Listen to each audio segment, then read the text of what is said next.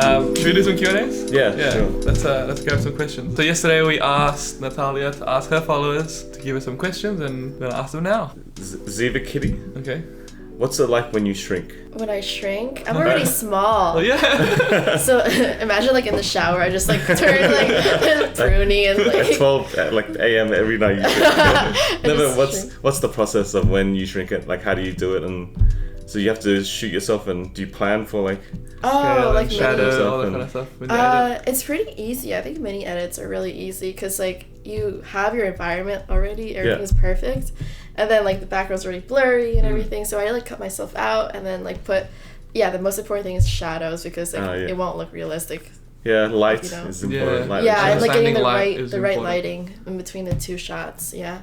Okay. Beth Rack Light. Anyway, Left. Beth, sorry. Beth Rack Left asks, if you can be any animal, what would you be? I always get asked like my spirit animal and stuff. I wonder why. I always say giraffe because that's like in my profile picture. Okay. Yeah. But I like resonate the most with a sloth. A sloth? Because I'm like slow. Yeah. I like to be chill, but I'm also like You're very energetic. I'm very energetic You can too. pick more than one. I don't Yeah. know. I just consider myself a sloth because I'm like I'm slow. Yeah, okay. Yeah. Caroline Yandel, any recommendations for someone new to Photoshop?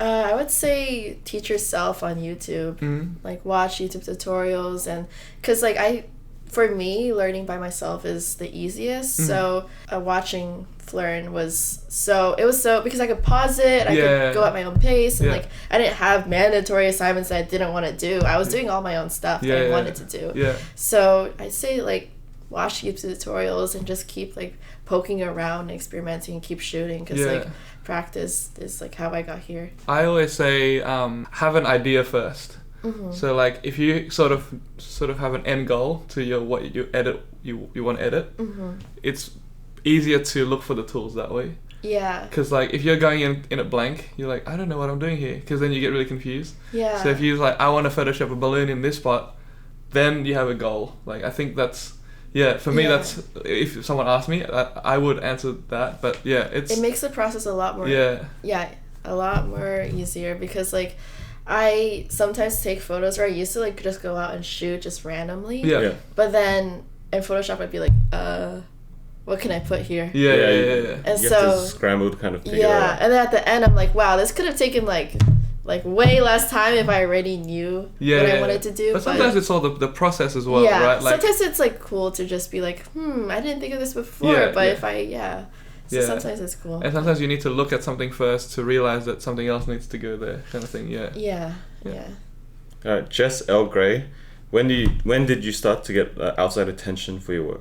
Was there a moment where something went viral, or like one thing, or like? Oh. I've had stuff like just single pieces that like kind of. Yeah, I've had a few pieces that have gone viral because a meme page. Oh, nice. They didn't make a meme, but it was like one of those pictures where it's like half makeup and half not. Oh, okay. And then I did that like in 2014, and that went like viral. Yeah. Nice. So a lot of really big accounts reposted that and tagged me, and then I grew a lot from that. You've also been featured on Instagram too, right? Yeah, I got featured on Instagram last year. I did an interview over the phone with them, and they wrote a blurb about me. But yeah, from different features and different viral photos. Yeah. Okay. Annie's Wiltshire, what's your favorite dinner food? Dinner food?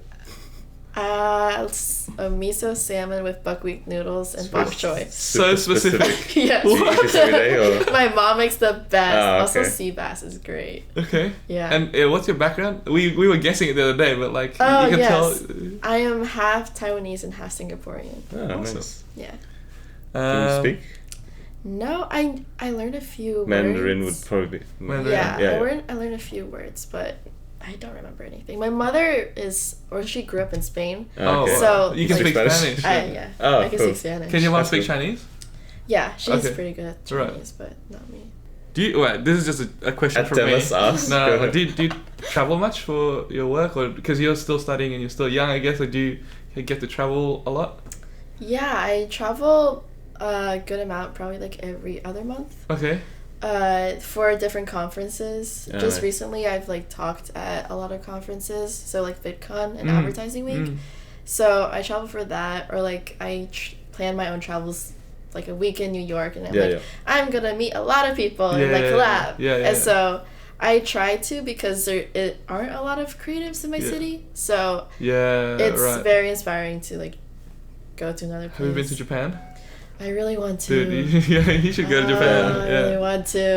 Yeah. Okay. That'd be amazing. Then you can visit Australia. Come say hi to us. Yes, I want to Yeah. go to Australia very badly too. Okay, Olivia Rose 1125 asks, what was your first work of digital art?